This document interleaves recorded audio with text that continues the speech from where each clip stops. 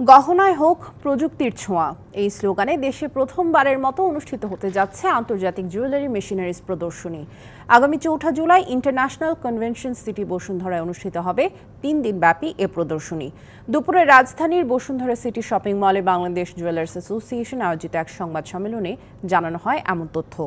দেশে প্রথমবারের মতো আয়োজিত এ প্রদর্শনীতে চীন, ভারত, ইতালি, তুরস্ক, সংযুক্ত আরব আমিরাত সহ 10টি দেশের 30টি প্রতিষ্ঠান অংশ নেওয়ার কথা রয়েছে। প্রদর্শনীতে গহনা তৈরির অত্যাধুনিক যন্ত্রপাতি ও প্রযুক্তি দেখার সুযোগ পাবেন দর্শনার্থীরা। প্রতিদিন সকাল 11টা থেকে সন্ধ্যা 7টা পর্যন্ত বিনামূল্যে মেলা পরিদর্শন করতে পারবেন যে কেউ।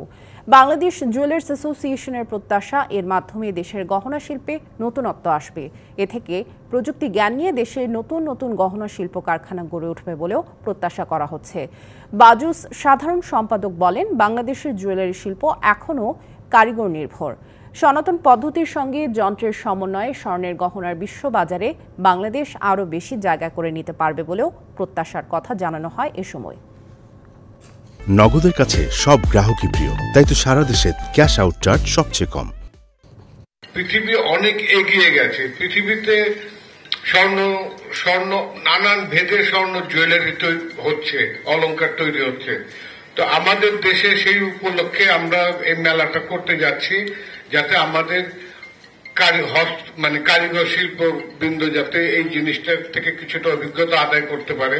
আন্তর্জাতিক বাজারের সাথে সমমূল্যে এই দেশে স্বর্ণ বিক্রয় করার লক্ষ্যে এই মেলার আয়োজন করেছি। Each and every manufacturer, each and every potential investor, they should give confidence to all the international companies who will support the manufacturing in Bangladesh and improve the manufacturing.